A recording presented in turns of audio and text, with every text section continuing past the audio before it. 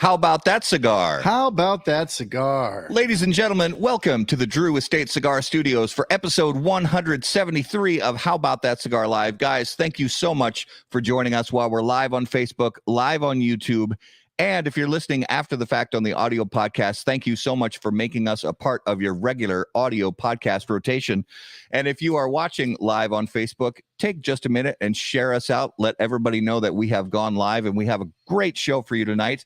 And here in the Drew Estate Cigar Studios, let's remind you about the September 28th Freestyle Live Special Edition broadcast, where Drew Estate will unveil an entirely new premium cigar brand. And the company is giving consumers the ability to experience it before the formal launch in the upcoming Freestyle Live event pack. These packs are now available at participating retailers. 10,000 of the packs have been prepared, each with an MSRP of $39.99. And every Freestyle Live pack includes 3 unbanded new premium cigars, a 3-cigar case, a cutter with cigar rest, and a Freestyle Live flask. Each pack also includes a QR code, which the purchaser can use to enter a sweepstakes for a chance to win incredible prizes. From a pewter ashtray designed by Subculture Studios, a Gibson Les Paul Dark limited guitar, and a 2022 Black Dodge Charger. Also, participating retailers can automatically be entered for a chance to win great prizes. To learn the identity of the mystery cigar, tune in on September 28th at 7 p.m. Eastern Time, only on Drew Estate's Freestyle Live YouTube channel and Drew Estate's Facebook page. Find a list of participating retailers at drewestate.com/freestyle live 2022. Back again in the Drew Estate Cigar Studios, episode 173. A little bit of football going on an iPad in the background. Yep, a little bit. We got the Vikings going. How's your team doing? We're not going to talk about it right now. Okay. We're down 14-7. It's early. It is early. It's still the first half, and we'll see. My team awoke from their slumber. Yesterday, played very well against the Bears. It was a home game, so that always helps for the Green Bay Packers playing in Lambeau. But they looked way more alert, awake. Aaron Jones absolutely went off yesterday. Did he? I mean, he went off. He had a fantastic day. Aaron Rodgers did okay. He had a decent day. And I think Devontae Adams might be second guessing his decision to go to the Las Vegas Raiders after what they did yesterday. Yeah. I mean, it's early. It's still, it's week 2. So we'll see how it goes. If you'll notice, we didn't start right off talking about the Twins because, I mean, we just finished a 5-game series against Cleveland, who is basically the team that we need to beat if we want to gain back any traction. We only won 4 out of those 5. No. Thank you. We'll reverse it. The other way. We won 1 out of those 5. Yes. Against the Guardians. And at this point, we both hope that the Twins miss the playoffs completely. And so mathematically, they're not technically eliminated, but it's pretty much done. Because I don't, there's 15 games left, and with who they have to, still play, and with all the injuries, I just don't see it happening. Mm-hmm. And I prefer them just rest up, and not that we want them to tank, because that's not the way it works in baseball, but just rest up, and Yep. There's always next year. I don't know. That's all you can say about it, really. But there's a lot of great stuff going on in sports right now. There's some, I mean, even in the NFL, like if you play fantasy football at all, there's always a roller coaster ride putting your team together. And from one week to the next, you never know what's going to happen. Yeah. If you were somebody who picked up Trey Lance, like I did, yeah. So yeah, he's done for the season. It's sad. He's, young kid, just got his chance to, be an NFL starter, and then he gets a season-ending injury. It's not easy, but so now Garoppolo's back in there. We'll see how he does. I think he's going to do pretty well. He did pretty well yesterday. So I think Let's roll. Yeah, let's roll right into it, Yeah. man. We got a great special guest tonight that we're so excited to have on. We have a lot of great stuff to cover this evening. So let's get into our main event of the evening. And as always, on How About That Cigar Live, special guests are brought to us by our friends at Corona Cigar Company. Corona Cigar Company and coronacigar.com, the internet's largest and easiest to use virtual cigar store. Corona Cigar Company offers the finest handmade cigars, humidors, and cigar accessories at the absolute lowest possible price. You'll also find unique and limited cigars made with Florida sun-grown tobacco. As a proud American, president and founder of Corona Cigar Company, Jeff Borshowitz knew it was possible to bring cigar tobacco farming back to Florida. At Corona Cigar Company, you'll find the best selection anywhere in the world of cigars containing this special Florida sun-grown tobacco. If you live in Florida or are just visiting, be sure to visit any of the great Corona Cigar locations in downtown Orlando, Sand Lake, Tampa, Lake Mary, and a new location coming soon to Sarasota. To learn more, visit coronacigar.com and floridasungrown.com.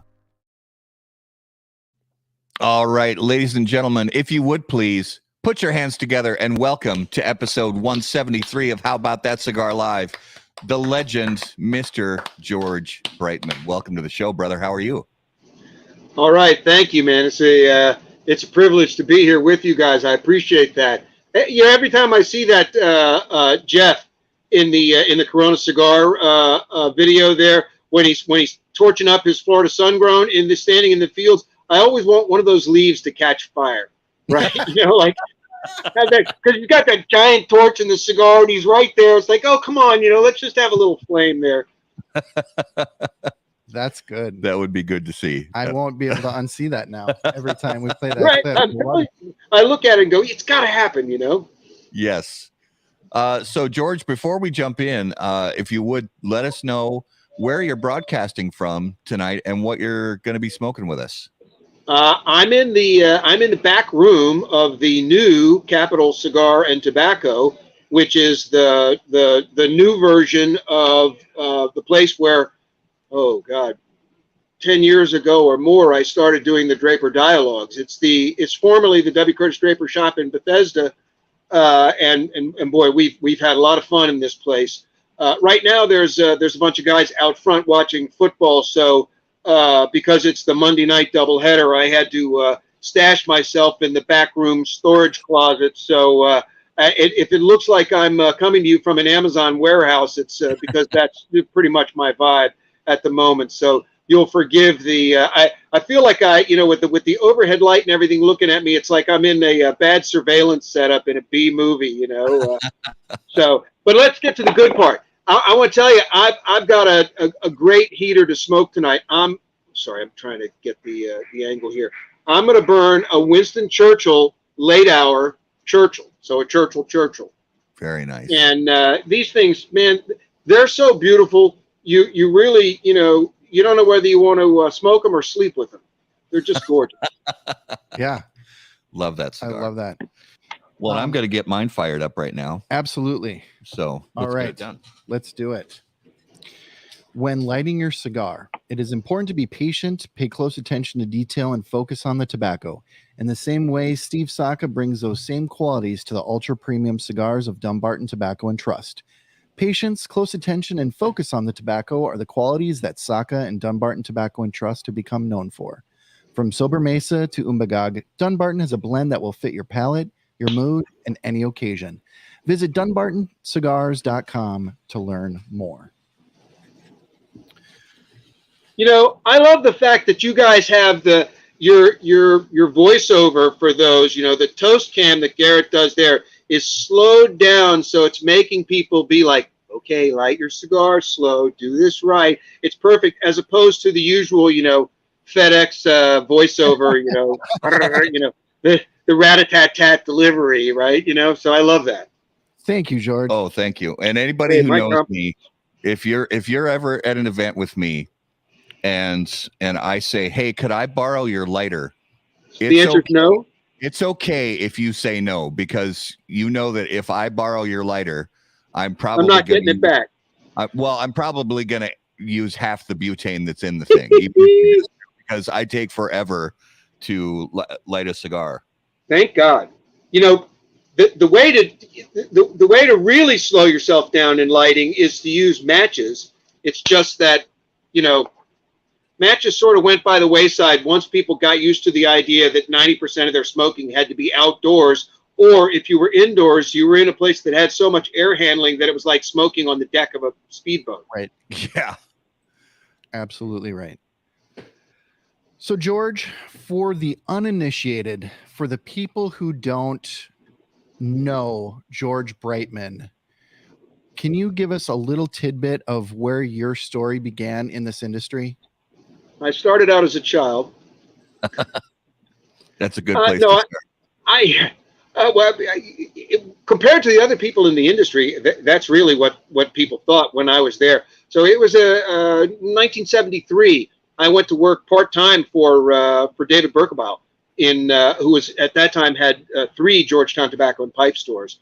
And, you know, it was purely an accident. I was really just looking for a little bit of work while I finished my portfolio for scholarship to art school. And nearly 50 years later, here I am. Every time I try and get out, they pull me back in. But I worked at Georgetown, first at one of the satellite stores, first at Montgomery Mall, then at Tyson's Corner. So that's a Maryland and a Virginia suburb of the District of Columbia, and then the main store, and then all of them collectively. And that lasted more than 10 years.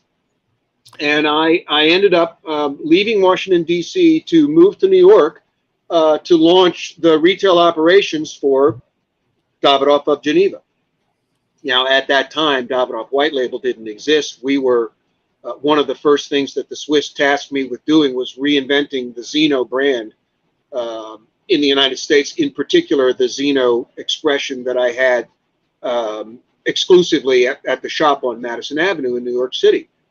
So I did that for 5.5 years. But during that time, my immediate neighbor in that retail block was a fantastic wine company called Morel and Company. And one of the people who was an executive for Morel was a passionate cigar guy.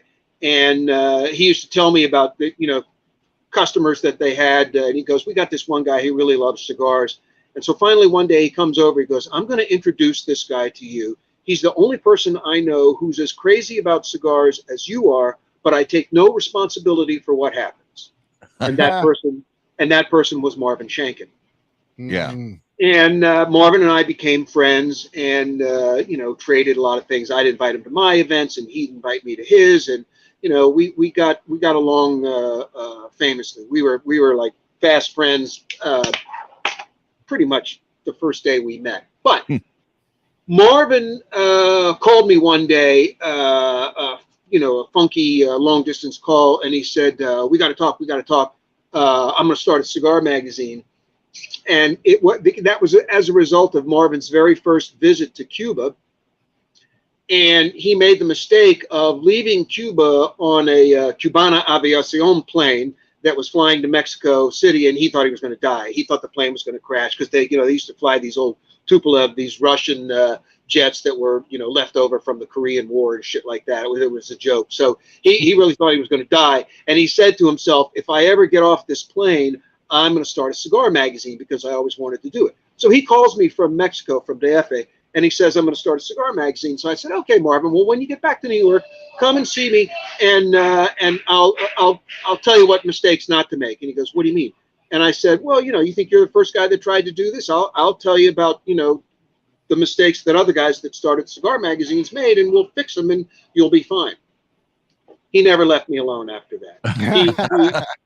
He was great. So Marvin, in those days, their offices were on Park Avenue South, and my store was on Madison Avenue, between 54th and 55th. And he used to come to see me, and we would leave and go to around the corner to the St. Regis Hotel. In those days, they had this little room. They called it the Cognac Room. It was actually the original Gucci boutique in all of the United States. But anyway, we would hang out there for like an hour and a half, and talk and smoke and go through all this stuff. And then I would walk around the corner, like Marvin would get in his car to drive back to his office. and I would walk around the corner from 55th and 5th to my store at 54th and Madison. And when I walked in the door, my assistant would be holding the phone out going, "It's Marvin. He needs to talk to you." And I'm like, "What? I like, Marvin, you were here. We were for an hour and a half. What, and he had more questions. So he wore me down. He wore me down over a period of time. And I eventually resigned from Davidoff and joined M. Shanken Communications to launch Cigar Aficionado magazine. And so, and I want to keep going on that track, but I'm curious, before you even, like you said, before you even did that first part-time shift at a retail cigar shop, sure, what was the first time you sat down and said, okay, I'm going to buy and light up, or if it was something somebody gave to you, that first premium cigar that you lit down, or that you lit up, when was that? And do you remember what the cigar was and where you were? Yeah, it was probably 1970, maybe 71. And I was at the Georgetown tobacco store, and I bought a Royal Jamaica Buccaneer. Oh wow! Oh my gosh! They Buccaneer. We used to say, yeah, they're $2 a head. I like, in those days, Royal Jamaica were great cigars. They were absolutely superb. They were Royal Jamaica cigars, not Macanudo or any of the other then less famous Jamaican brands. Unlike them, Royal Jamaica was all Jamaican tobacco except for the wrapper, which was the most beautiful Cameroon wrapper that anybody had at the time. Yeah. So then, like you said, 92, 93, you get started with M. Shanken Communications. Yeah, but don't forget, while I was at Davidoff, I midwifed the Avo brand, right? That was mine for, it didn't exist until Avo came to me, and we dreamed it up and created it, and it was exclusive for me. And then I developed and defended him with the Swiss, so that because they wanted to kill the project right away. But I defended him, and we kept it going, and then expanded it, to wholesale distribution and started the brand. I launched the Davidoff Cool Water fragrance in the United States, which became within, 24 to 30 months, it became the #1 men's fragrance in the U.S. And I was the guy. The Swiss came to me and said, what do you know about Cuba and all this stuff? And, we went over why Davidoff had left Cuba. And they said, we want to make a new generation Davidoff white label. We're confident that it should be in the Dominican Republic, but we don't know the Dominican Republic.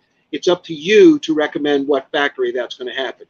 So that started a process that I had to go and visit all my friends and talk about, what the possibilities were and what we wanted to do and everything else. Then come back, make my recommendation to the Swiss, defend it, and then go through the birthing of the white label of Davidoff and launching that brand and getting it up and running in the United States. Because at that time, there only a very, very small percentage of cigar consumers in the United States really knew what Davidoff meant or what they stood for.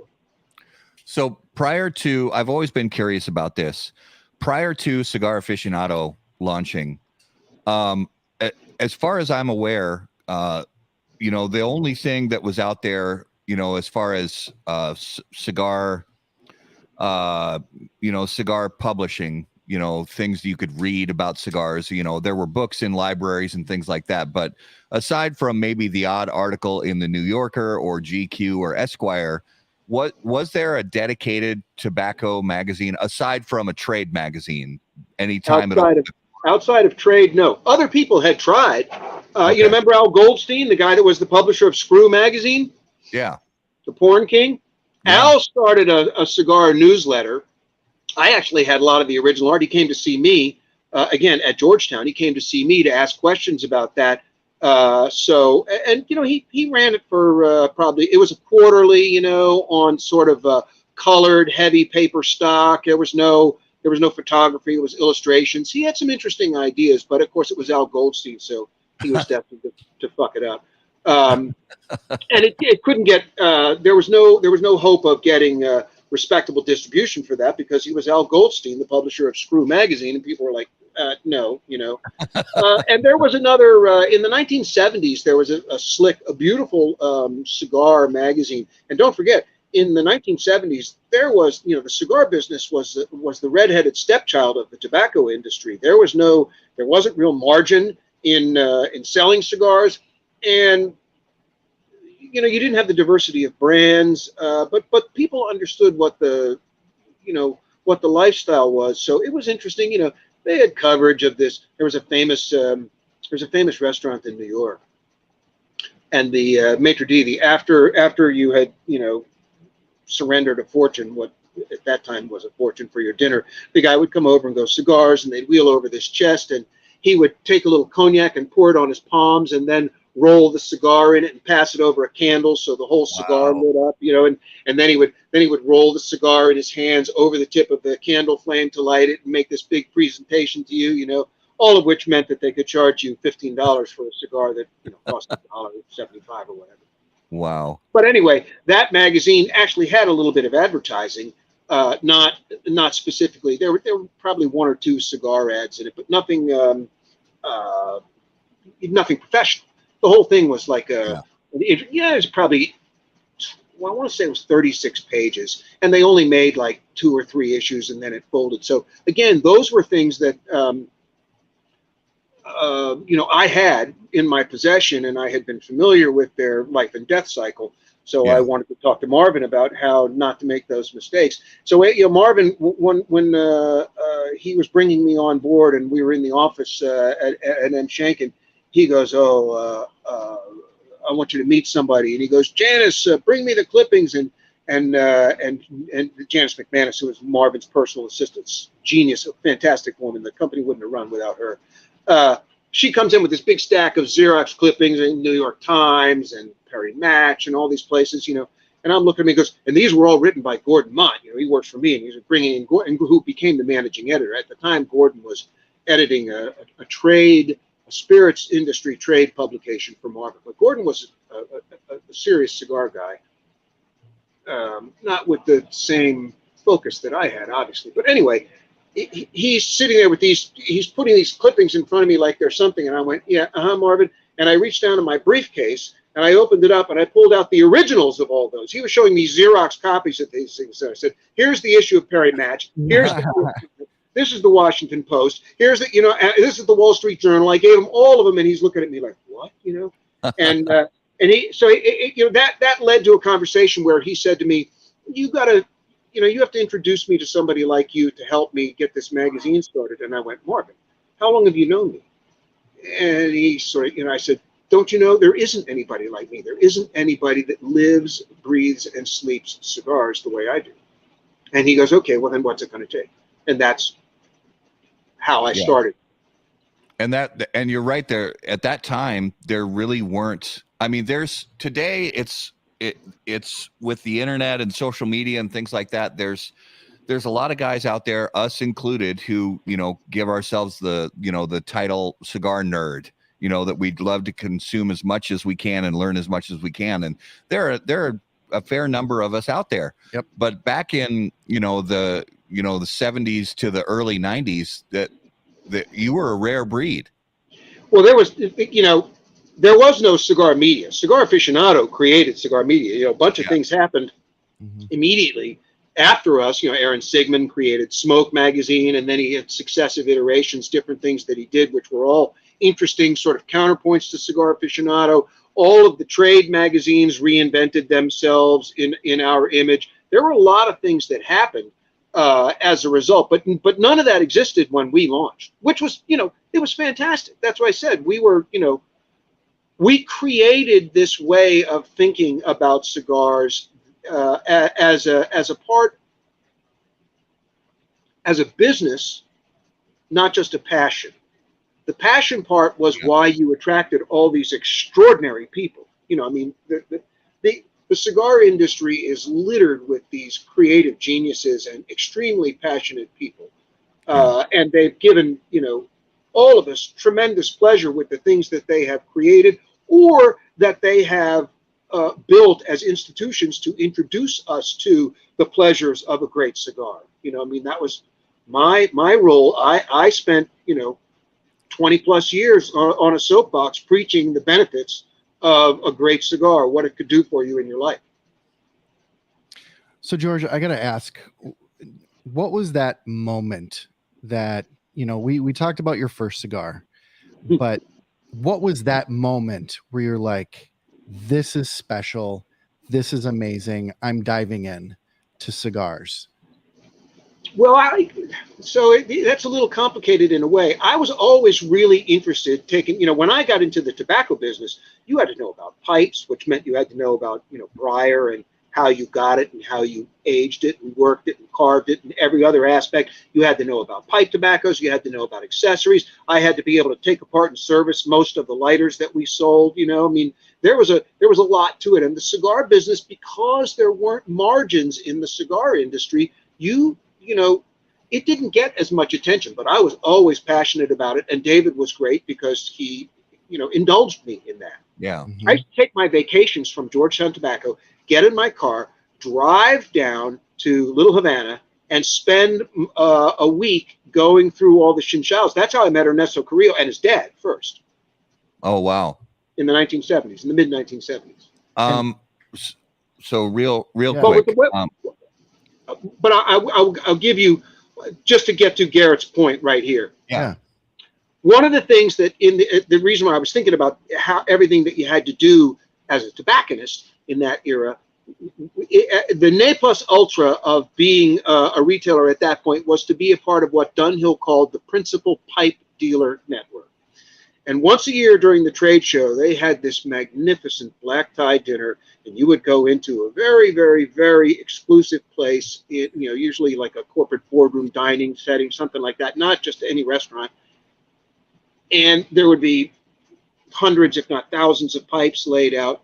But as part of that dinner, at the end, they came around and everybody was presented with a Monte Cristo, which was you were presented with a Monte Cruz, because that's what it was back in those days, a Canary Island cigar. But they were beautiful. They were unlike the Monte Cristo that a typical Monte Cruz that a typical retailer could buy and put on this. They were just these good, because most Monte Cruz were soft box press the way you got them and sold them to customers. These were all cabinet selection, no cello, round, absolutely beautiful cigars. I mean, they were gorgeous. And they would come around, a butler essentially would come around and put one in front of you, and you'd go through the lighting and smoking. And I smoked one of those maybe 1975, 76 possibly. And okay. It was a paradigm shift. Yeah. Sorry. So go ahead. You were going to ask a question, man. There's a story that I know a lot of us who are cigar nerds have heard many times, and it's that famous story about Carlos Fuente saying, "I'm going to buy an advertisement," and thinking that he was only buying an advertisement for one mag. He's like, he's only ever going to put out one issue, so sure, I'll throw the guy a bone and I'll buy a full page ad, and that'll be it. And that, seeing that progress over the years, and you were there for 11 years, is that right? Yeah. Mm-hmm. Yes. So in the time that you were there, especially those early years, can you think of the moment that you knew, that sort of touchstone event, whether it was an advertiser or somebody agreeing to be on the cover or something like that, where it was that moment that you knew this was going to be a big deal. This was going to be the thing that changed the premium cigar industry forever? Well, I'll tell you, I knew from the start that it was going to be a success. How big and how much of a moment, of a zeitgeist moment it was going to become, no one could have predicted. But I will tell you this. We had a launch party. This was a very complicated thing, but we had a launch party, again, in the St. Regis, in the ballroom for the St. Regis. And we invited a lot of people. So, businessmen, potential, not just cigar guys. And there were, we had, the place was set up. There were cigars and beautiful humidors, all this stuff, and it was a magnificent meal. David Tang came from Hong Kong. Simon Chase came from London. Edward Sahakian came. A lot of people, but there were titans of business. But I will tell you this again, and that was another black tie function. It started with a reception, and then we went in to sit down at dinner. And during dinner, there was only one woman there, and it was the Baroness Philippine de Rothschild, who had been, she was part of the launch of the original Xeno cigar in the 80s. We knew each other pretty well, but obviously Marvin knew her better. But we did have some women guests during the cocktail reception. And one of them was a woman who was essentially she was the buyer for a conglomerate of luxury watch brands, Swiss, super expensive timepieces. And she's like, what do I, cigar dinner, and I don't want to, and I said, listen, just come to the cocktail reception. Come to the cocktail reception, take a look around at the people that are there, and watch what happens. We're serving champagne and the wines. Everything was spectacular. It was first rate as only Marvin could assemble. Bullying all these people into contributing extraordinary wines, and of course all the cigar guys were like, we love it. This is the greatest exposure ever. There weren't 9,000 cigar events a year at that time, so this was something really special. Anyway, she came. She was there for 45 minutes, and she said, hey, you got me. I looked at the watches. I looked at the shoes. I looked at the suits. These guys are a Venn diagram, 98% overlay for my customer base. I'm in. Yeah. Nice. Yeah, that's... And automotive guys, hotels, everybody understood almost immediately that the real fine cigar consumer was hedonist, self-indulgent, usually, looked very handsome when they were sitting on top of their wallet.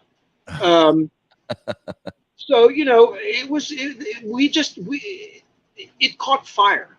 Yeah. I mean, in the era when we launched and the 90s cigar boom, you couldn't turn around without bumping into somebody else who wanted to get on the cigar bandwagon. Yeah. Well, and it was the timing also, and this may have played directly into Marvin's, business-minded thinking about it. Was you look back before that, at the big crash in '87, and then the slow build back to affluence. The timing really was very good because the era of affluence really did hit in that sort of 1992 time frame where people were back, the economy was booming and things were going really well. And everybody wanted symbols. Everybody wanted symbols. People can't necessarily see your home, and unless they're the parking attendant, they don't know what kind of car you drive, right? So, your watch, the kind of fountain pen you had in your pocket, and the cigar that you smoked spoke volumes. But don't forget, I'll tell you this, Davidoff opened their store shortly after that Black Monday of '87. And they were in a panic. There were much grander plans for what Davidoff was going to do in the United States. It took me it took me making a success of what was happening there for them to finally agree, okay, we're going to take the next step and open another location and expand and things like that. They weren't convinced that everybody in the States wasn't going to go run and hide. But remember, the beauty of a cigar is it's this affordable, it's the greatest thing in the world because it's an affordable luxury. It's available to so many people, and it's your best friend on a bad day, and it's the thing you want on a good day. Yeah, that's a great way to put it. It's your best friend on a bad day, and yeah, I love that. I do too. Yeah, nothing softens the blow of watching a bad Twins loss like a great cigar. Why do you think we love cigars so much? Exactly. You've got plenty of occasions. Believe me, we're sympathetic. Like I told you before, we were in the green room.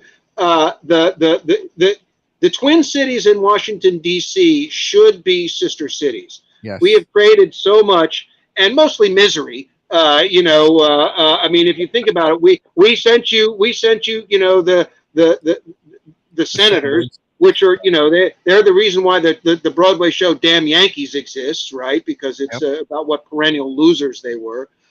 We sent you, you know, you're watching tonight. We sent you Kirk Cousins, right? So, but in return, you know, you guys are generous. You're still, you know, great spirit. We got Shelley. We got Shelley Jacobs. We got Shelley's Back Room, you know, which still exists today. Yeah. You guys, it's way before your time, but Shelley's Wood Roast, you know, the birth right there in Wayzata. No, my wife and I, that was one of our first dates was eating at Shelley's Wood Roast right off 394 over there. And how did Shelley was a great guy. He was an awesome human being. The dessert? The dessert? Isn't that the one where you ordered dessert? No. That was a different. Okay. That was maybe very first date. I don't remember, but it was a long time ago. Well, getting back to George. So, our friend Luciano.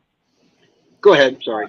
No, it's all right. Our friend Luciano made a comment about how he respects your palate, and from a lot of wonderful stories, you have this incredible palate. When did you realize that you were able to, because a cigar palate is a relatively new term for, you know, this era. Back in the 90s, I can only imagine that wasn't as prevalent of a skill set. So people laugh at you if you talk funny about cigars. Yeah.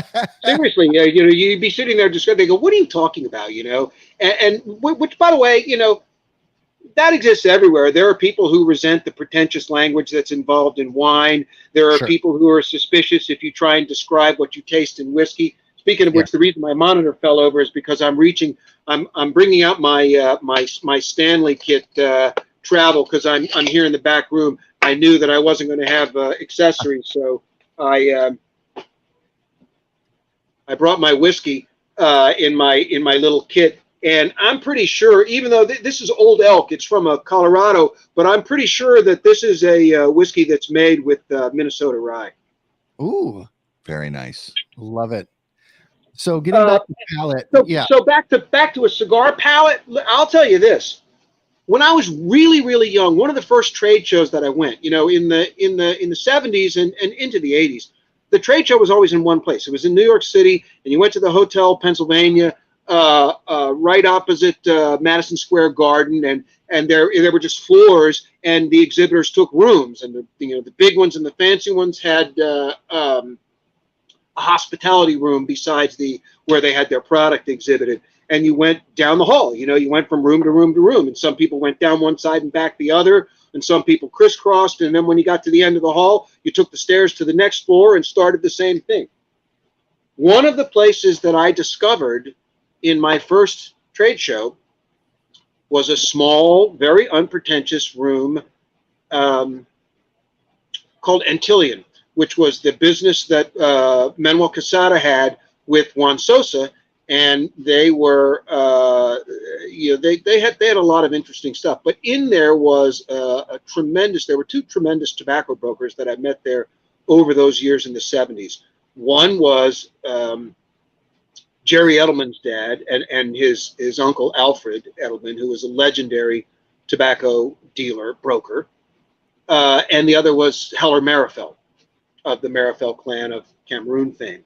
Mm-hmm. Anyway, I'm just a brat, a snot-nosed kid coming in there, and first thing, what do you got? And let me see what's going on. And they're like, who is this kid? And Juan Sosa gave me an 8x50 Maduro. And he said, smoke this and come back and tell me what you think. And I'm like, okay. I'm sure he thought that he was giving me a cigar that would knock me out, and that would be the end of it. He'd never seen me again. I came back about 45 minutes later, and I said, okay, it's got this and this. And I started this. I was talking to him about the flavor, and I said, there's something in here. I said, is there Mexican tobacco in this? And he looks at me like, what? And I said, yeah, it's got the, and so he's like, oh, shit. And they're looking like, what's going on? So I said, what else you got? And he gives me another cigar, and he goes, what do you think of this? And after that, every day I would come in the morning, they would give me a cigar. I would have to come back and report about what it was and what I tasted and what I thought. Then they'd give me another one, and we had to do the same thing. And at the end of the week, they would say, okay, so grade these, put them together, and what are you going to buy? So in the years leading up to that, though, what did you do to learn those smells and tastes? What did you do to tune your palate in the years prior to that? All of the managers of Georgetown Tobacco used to get together on a regular basis, and we would do blindfold tasting. So you could one of the things that the managers allowed was that you would take the cigar out of cellophane if it was in cellophane. You would remove the band, and you could cut the cigar, and you could even alter the length of the cigar. Like you could cut the foot a little bit, to try and fool somebody about, because in those days, by the time I got to the point where I was running Georgetown, I knew I could physically tell the properties, the smells, the qualities of every cigar in my humidor. I used to tell my staff, blindfold me, check me anytime. Bring me a cigar. Every Saturday, I would say there's an open contest for the whole staff. I said, bring me a cigar out of the humidor and give it to me. And if I can't tell you what it is, I buy lunch for everybody. Wow. And most of the time, I didn't even have to light it. I could figure out what it was by holding it in my hands and cutting it and tasting the cold tobacco. But we would have the managers would regularly, and this was off campus, outside the stores, because we would also do it with whiskey. That was the dawn of single malt Scotch in the U.S., and so we were always buying and tasting malt whiskeys too. But the idea was you would all the guys would come, managers and sometimes assistant managers, and we would bring like 6 or 7 cigars ready for people to taste and put them out. And people had to smoke them and evaluate them, and guess what they were. So did you find that even early on, you just had a good sense of both aroma and taste that you could just really sort of narrow in on country of origin of a particular leaf or that kind of thing? I'm really embarrassed to say this because it sounds like I'm breaking my arm, patting myself on the back, but pretty early on, don't forget, right now what we're discussing is the 1970s. In the 1970s, you basically had 3 or 4 things. You had Mexican cigars, you had Jamaican cigars, which had very particular qualities. Mexican cigars were all Mexican tobacco because that was by law. You couldn't export anything from Mexico that wasn't 100% Mexican tobacco. Okay. There was, in those days, the big things were, it was Honduras, the Canary Islands, Jamaica, and Mexico. And then lower down came Brazil and the Philippines. Okay.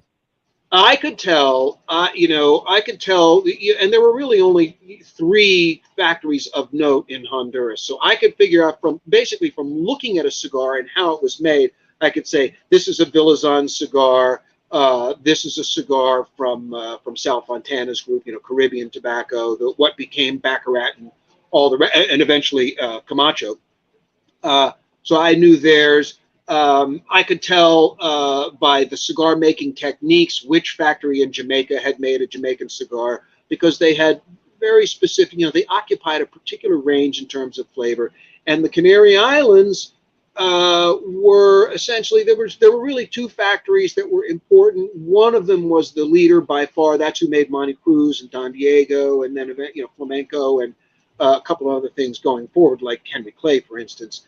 But those cigars all had essentially the same components except for the wrapper. So, the difference between a Don Diego and a Monte Cruz was that a Monte Cruz had a super expensive Cameroon wrapper and a Don Diego had a Connecticut shade.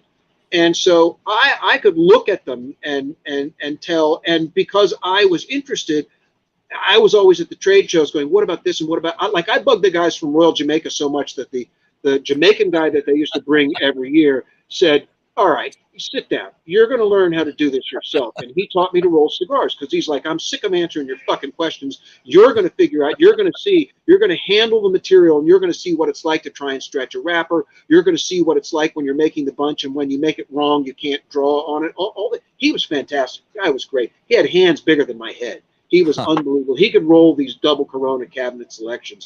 Magnificent cigars. They were otherworldly. But those guys, spending time with those guys. So I would go in and say to Juan, hey, you changed this. There's no Mexican tobacco in it now. What is this new tobacco? And they go, oh, that's from the Dominican Republic.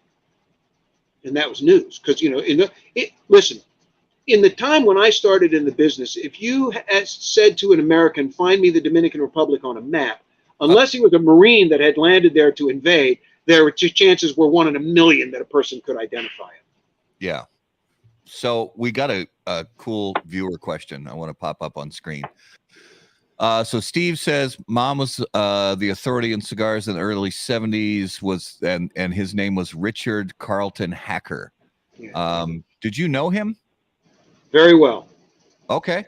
And Richard was a pipe guy. He made his bones writing a thing called the Pipe Book, and then Playboy decided to hire him as the as the cigar guy. I don't want to say that he was a fraud, but he was he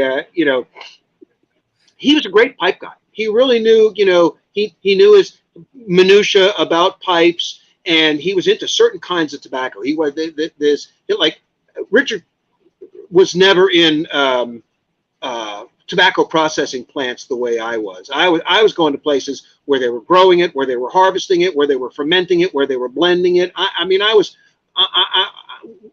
was in the industry too. He was just a journalist. But I'd go anywhere I could, to learn tobacco manufacturing processes. And those guys, they were like, well, this has the aroma of dried currants. And I'm like, really? Well, when the fuck did you have a dried currant?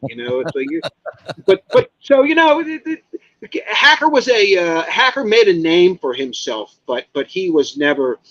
Put it this way, there's nobody in the cigar business that said, oh, Rick Hacker, he can make your brand. Okay. And I'm curious. That's a good question though, because he was very prevalent in that. It was not really the 70s; it was the 80s. Okay, and I do have a copy of that book somewhere, buried in one of my bookshelves downstairs. I'd have to dig to find it, but I do have a copy of that book. So you hear a lot of times on Facebook conversations or web forums where people, have discussions back and forth about trying different cigars. Yeah. There's a camp of people who, they taste certain cigars, or they'll have a certain type of whiskey, like I'm drinking right now and you're drinking right now, or wine and things like that. And, we sometimes will get certain aroma notes that remind us of X, Y, and Z, or we'll get certain flavor notes that remind us of X, Y, and Z. And there is a camp of cigar consumers out there that say that's all bullshit.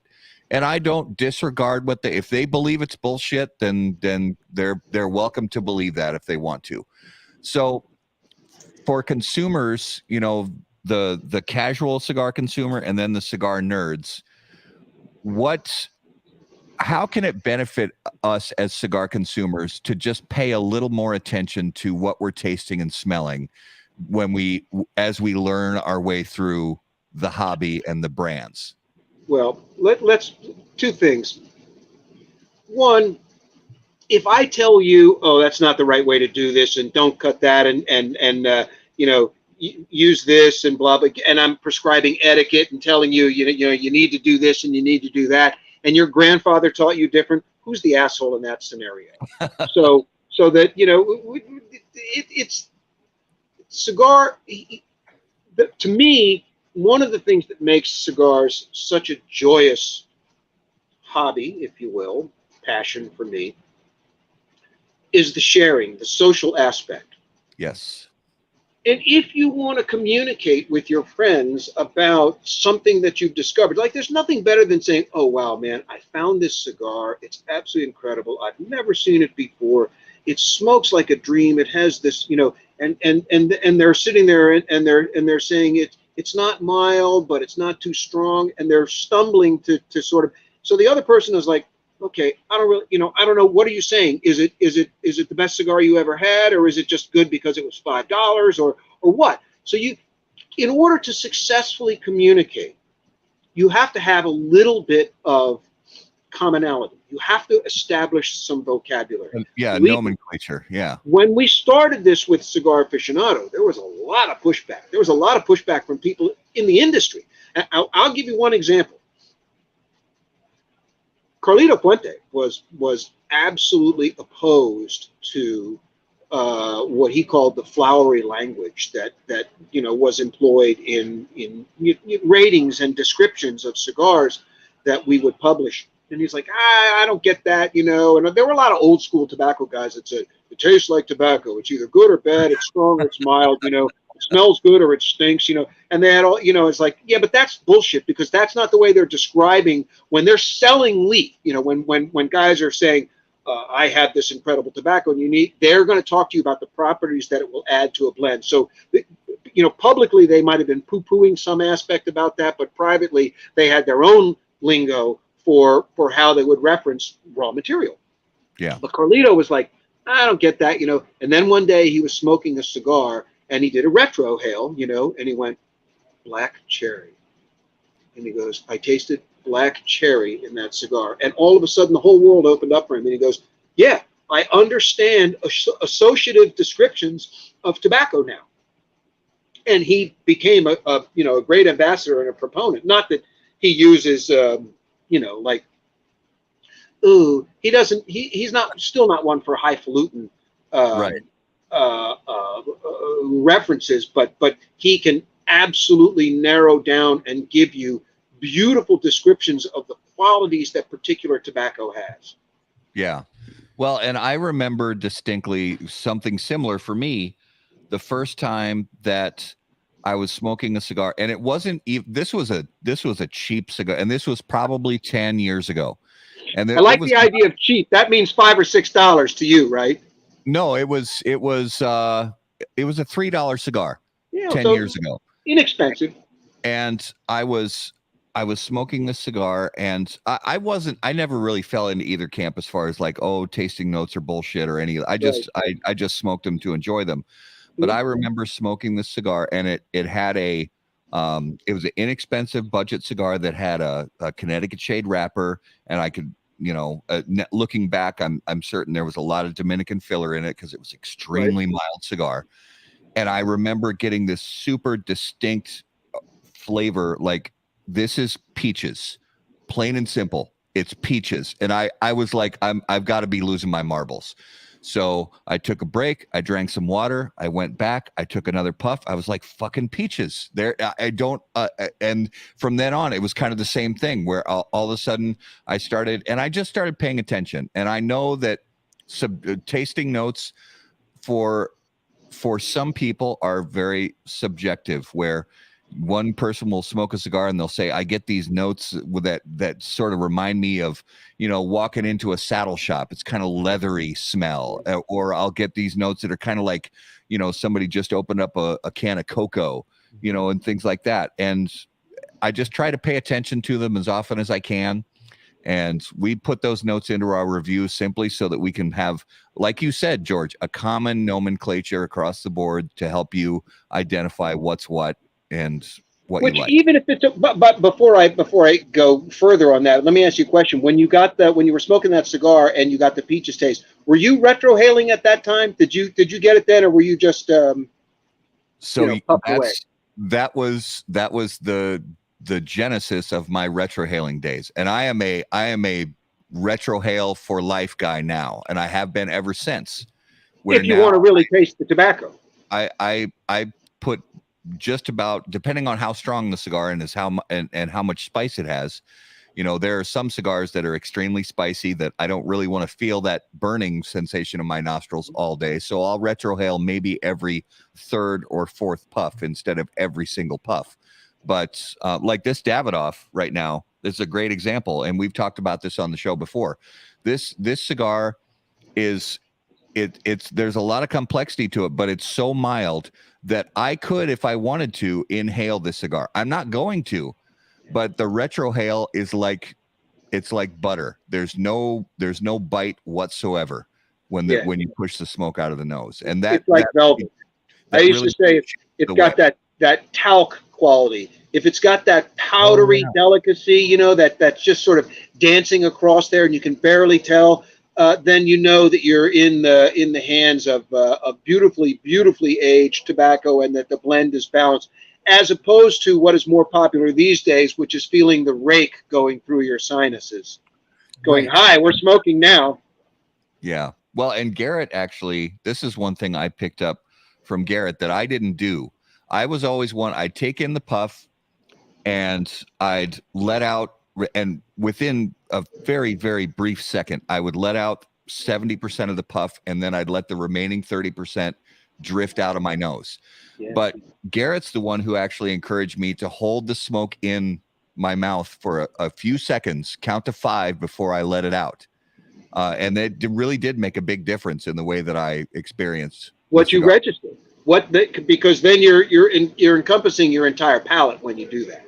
Yeah. And by the way, that's also the quickest way to find out whether or not all of the tobacco that's in the cigar you're smoking is properly fermented. Yeah. Because if it isn't, if you have poorly fermented tobacco in there, there's going to be a reaction, and you're going to get the green and the sour and the new mown hay, and start to get that little twitch at the back of your throat, and the ammonia starts to register and tighten your pipes. Yep. Yeah, that's absolutely true. A cool story that I'll share is my first cigar cigar shop opened up, and the manager came over and asked if he would trade, sub sandwiches for cigars. Okay. I got my very first cigar. It was a Hemingway Classic. I mean, how do you go wrong, right? For your very like learning to drive on a Rolls Royce. Oh, right. Exactly. Fell in love with it that night, smoked it, came back to the shop the next day. And I asked the tobacconist, I said, okay, so what do I need to really get started in this? And I was a 19-year-old kid, and I didn't think I had any business in there, but they treated me like family. And they said, well, let's ask this guy here. And he said, it's interesting. There are times where I smoke a cigar and I'm immediately brought back to my grandma's basement. And he said, so often the time, the flavors and things that we get, not only from cigars, but other things we taste, transport us back because it's attached to a memory. And he said, so I take a notebook out and I write everything down. And that was Rocky Patel, 1997. And I've taken that with me ever since, that the things that we get, even though we, of course it doesn't taste like your grandma's basement, but it will transport us back to places because they're attached to memories. Yeah. I have flavors that come to me, and they transport me immediately to the places where I first experienced them.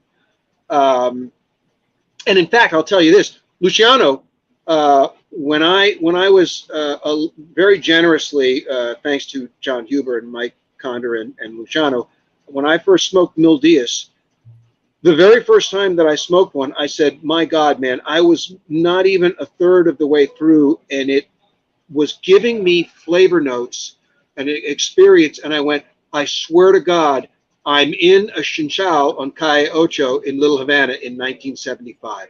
I said that the smell, the flavor, everything that was happening to me then was like, it was a time machine. It was instantaneous. And by the way, I will tell you one thing I think is actually slightly more powerful, but it's still wrapped up in what we're talking about. Yeah. Aroma unlocks I think our sense of smell is hardwired to the disc in our brain, which is the storage of memories that are sometimes even beyond your ability just to recall, but they come back at the aroma, point. It's like the guy banging your knee. It's a reflex. It's not you don't have any control over it. It's just like, bang, here we are. And to me, it's like I always say, if you open a box of cigars and it smells like perfume, find somebody you hate and give it to them as a present, But if it smells like the business end of a barnyard, in other words, if it smells like hay and horse shit when you open it up, you go, oh, these are going to be terrible cigars. None of you guys are going to want them. I'll take care of these. These are bad. You don't want these smokes. Yep, that's exactly right. When I first worked for David at Georgetown, my manager at Montgomery Mall, the original guy, terrific guy, really great. He was a carpenter, really talented in a lot of ways, but he had this super fantastic mustache, mustache waxed and curled and everything, and it was his pride and joy. The mustache was like, it was part of his persona, right? We used to get in those days one of the greatest cigars that I loved at that time was a Punch Rothschild, and we used to get them, in cases of they were in 50 count boxes, still are, but they were, by the way, they were 40 cents when I started working in the business. And when they announced that the price was going to go to 45 cents, all these customers were like, 45 cents? Fuck that. I'll find something else to smoke. I want to buy a Bonsis. I'm not paying 45 cents for that cigar. A month later, of course, they're back. But we would get them. We would get cases of them. There'd be 1,000 cigars. In other words, 20 boxes of 50. And I would go through all of them and open them up, and I would sort them out. I would grade them, okay, because I had customers. I want the darkest ones, I want the oily ones that are reddish. I want the lightest ones because they're the mildest. All the, everybody had their own take on it. But I would sort them all out. So we were there one night, and me and Larry, and we used to go. There was a Greek restaurant upstairs in the mall, of course, because in those days all cigar stores were in malls, at least in outside of New York City. And we would go upstairs after we closed the store. We would go upstairs to the Greek restaurant and play backgammon, playing against the waiters and stuff like that, drink beers and smoke cigars.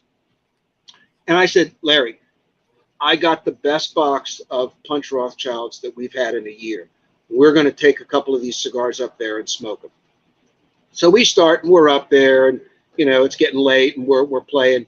And he goes, hey, I got to go, and I went, dude, I'm opening the store in the morning. What are you worried about? He goes, no, I got to go. So he left, right? Next morning, I come in, open up the shop. About noon, Larry comes in. And you know how when you lose your mustache that you've had for 8 million years, your upper lip is like a neon light going, look at me, look at me, look at me. It's like the most ridiculous thing you've ever seen. Larry comes in, I'm looking at him going, dude, what the hell happened? What's going on, And he goes, well, you remember last night we were hanging out with, we were like, excuse me, what did you say? And he goes, yeah, afterwards we left, we left the restaurant, and then sort of, I like, take the marbles out of your mouth and tell me what the hell happened. He goes, I went back to the truck and I loved the cigar so much I was leaning over to relight it and I burned off half my mustache. Oh shit, that's fantastic. The thing is, we love those flavors so much. He's like, give me another one, right? He wanted another cigar from that box.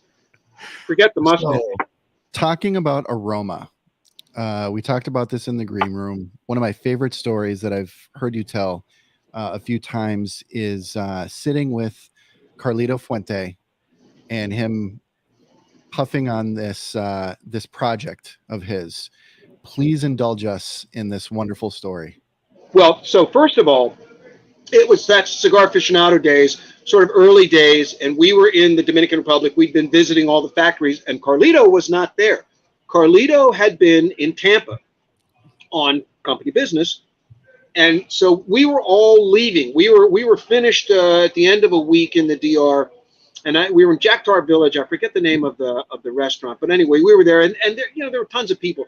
Cynthia was there, and Manolo was there, and what I used to call the cigar mafia. We're all sitting around a big table. There were probably 12 of us, right? And Carlito flew in. He got in and came straight to the hotel. And, you know, he walked in and sat down, and he was a couple places away from me. And in his Guayabera, I looked, and he had a couple of little petite lanceros. And this is the end of a great week. We've just had a great meal. We're all smoking, and everybody's happy, and we're trading cigars hanky. You know, in those days, everybody was really generous with their time, and there was a lot of camaraderie. Carlito sits down maybe 3 chairs away from me. And he just sort of, he takes the cigar out of his Guayabera, and he lights it, and he starts smoking. And it took about 3 minutes. You know, again, there's 12, 13 people, we're all smoking away. And the smoke from what he lit up sort of wafts under my nose. And I'm like, squirrel, you know, what the hell is that? I went, oh my God. I said, Carlito, what are you smoking? And I reached over to try and get the other cigar out of his Guayabera pocket. And he smacks my hand away and he goes, no, don't say anything. And he's like, no. And he didn't want anybody to know. And I looked at him and I went, and I sort of stage whispered it, you know, because I kind of, and I said, is this it? And he's like, no, don't, you know. And I'm like, is this Project X from Planet 9? And every head in the table turns and looks straight at Carlito, you know. And he's like, ah, shit, you know, he was like, yeah, you know, the cat's out of the bag. And then he gave me the cigar, and dude, that was the original size of the first batch of tobacco that he was working into finished blends that would become Opus X. Dude, I'm not exaggerating when I tell you this. That was a religious experience. Yeah. The flavor that cigar had was unlike anything that you could buy anywhere in the world at the time. In other words, it didn't taste like a Dominican cigar. It certainly didn't taste like a Nicaraguan cigar or a Honduras cigar for that matter. And it had, you know, this is a horrible cliche for somebody in the modern cigar business to say, but it had very Cuban-esque properties. And at that time, you know, as it began to, you know, as the evidence of the project started to circulate, and people, they're like, oh no, this tobacco wasn't grown in the Dominican Republic. You snuck in Cuban tobacco and put it in this cigar. Carlito was wounded in the beginning that people didn't believe that he had done this. That set off something. So I went back and I said, guys, there's something happening in the Dominican Republic. Carlito has raised some tobacco that's phenomenal. And we got to learn, but, you know, he didn't want to tell anybody. First of all, number one, because he's his father's son. He's inherently cautious and conservative. And he's like, you can't tell anybody about this. And I'm like, you know, okay. But they're going back and forth. So within 5 weeks, I was back in the Dominican Republic, and he drove me down to Mocha, and we went to the farm, and it started a love affair. It was unbelievable. It was such a great time. So I would continue to go, and again, that, like I said, that's where Don Carlos said, well, we should come more often. You know, it's easier to get a tooth from the mouth of my German Shepherd when you're not here. You know, we're talking about Carlito handing him samples of the cigars that he was making. But so it was probably the third or fourth visit around that when it began. It was taking shape, and Carlito had really started to believe that he had some. I kept telling him, I said, dude, this is insane, revolutionary. And he goes, you know, I've been trying to figure out what I'm going to call this. And, you know, I want to use the Proyecto X, because that's how everybody on the island was calling it from then on. Once I said that, it became Proyecto X, you know, Spanish for Project X. And he goes, I want to include that. And he goes, what do you think I should name it? And I said, well, you know, listen, Carlito, guys get paid a lot of money to come up with brand names and stuff. I don't know. You know, it's got to be personal. You have to think about this. But I said, I think the first thing that you should do is to ask yourself what qualities you think the cigar has, you know, as you're smoking it, as you're handling the tobacco, as you're making it. And he's really, you know, and I said, well, you know, are the flavors opulent? Are they mineral? You know, and I went through all these things. So he goes, okay, right. And again, he was driving me from Santiago to the airport in Puerto Plata, which was a very generous thing to do with this time. We had a great ride. It was fantastic over the mountain. And so he drops me off.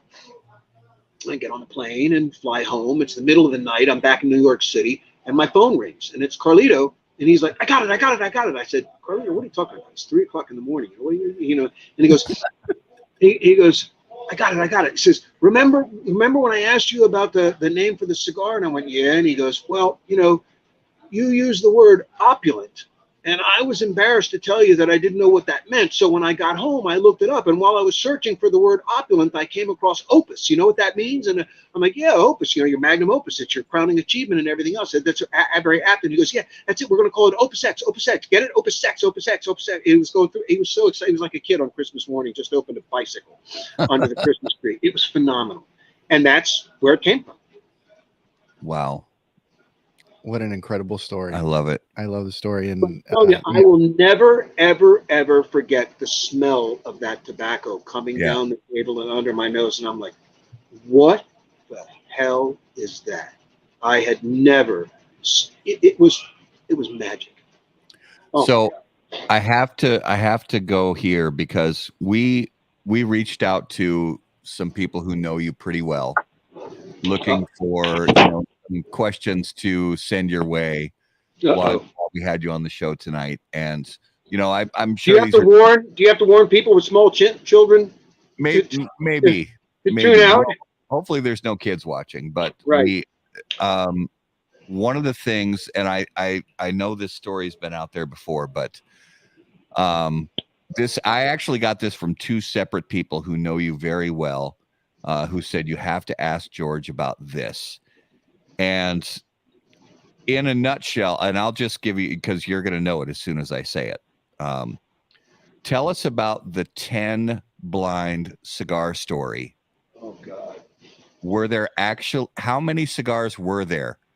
And give us the rundown on that story, because I heard this from, and I'll call them out by name because they would love to know that, they got one in on this. Jeremiah Mirafel and Jose Blanco. They both told me when I called them, they said, this is what you have to ask George about. And the interesting thing is that both of them heard this story originally, not from me. I didn't tell them. I wasn't, it's like when they heard this, it was after the fact, but they heard it from Gordon Mott, who was in the room when this happened. Gordon called me up. I'm in my office down the hall from Marvin's, and they said, can you come to the conference room? We got a problem. I'm like, okay, sure. I walk down the hall. And I go in, and there in Marvin's conference room was a work of art. It was a great place, but they had this huge table, and on the table they had 11 cigars laid out, and they said, we sent cigars to the photographer for the tasting, for him to photograph. And at the time we didn't know, this is very, very early days,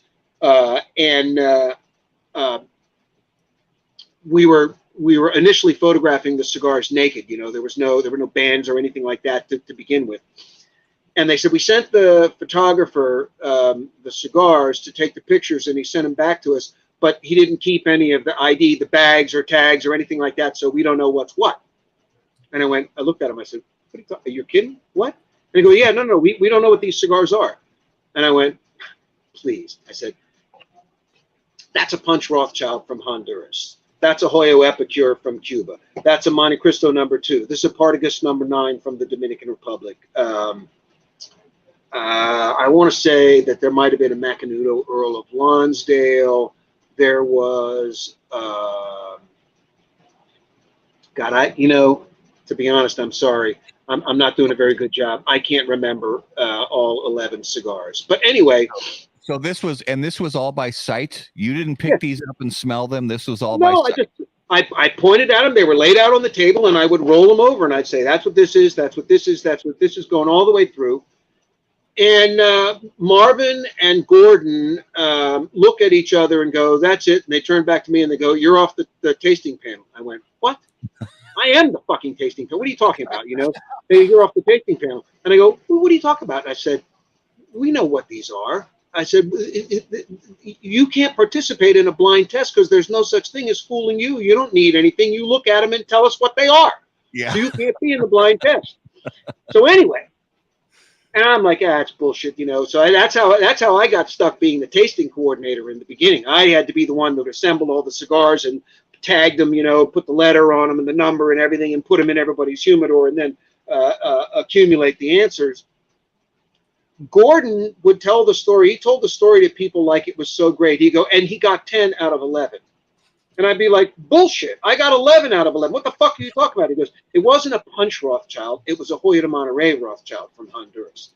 And I went, doesn't matter. It's the same fucking cigar. The guys that make the cigar. They don't know what they're going to call it. They just sort them out, and they put them in. These go in a gray box, and they get called Hoyo de Monterrey. And they put them in this batch and put them in a blue box, and it's a Punch Rothschild. And I said, and if you don't believe me, call the guy that owns the company. Danny Blumenthal will tell you there's no difference between a Punch and a Hoyo Rothschild. So I got 11 right. And they're like, nah, you didn't get that, you know. And I was like, you fucking. He told that story to the Cubans. And they're like, you know, nobody can do that. And I said, yeah, I can do it better with Cubans. I can tell you what factory they come from. And they're like, that's impossible. And I said, try me. That turned into a big hoorah. You know, the head of Cuba Tobacco is like, okay, you come to my office and we'll see if that's right. And I'm like, dude, all your factories have a fingerprint. I can tell what comes from Partagas versus what comes from La Corona, what comes from H-Up, and what comes from. I said, I can't name all the colonial factories, but the non-Havana factories all have the same look and approach. So I can definitely ID that. And Wow. by that time, Gordon and Marvin had learned to believe in me, and they said, "Yeah, we back George. We'll bet whatever you want to bet for this that he can do that." So George, I'm going to be on to cigar number 2 here. When you're looking at going back to back from cigars, what is something, because a lot of people think that you want to go light to heavy throughout, you know, the evening if you're going to be smoking multiple cigars. What's your typical approach to a multiple cigar evening? I don't necessarily think that that's 100% right, but it depends on what you're going to pick. In other words, everything doesn't have to stack. It doesn't have. There's a couple things that matter: time of day, the size cigar that you're going to pick, and to a degree, what you're going to drink with it.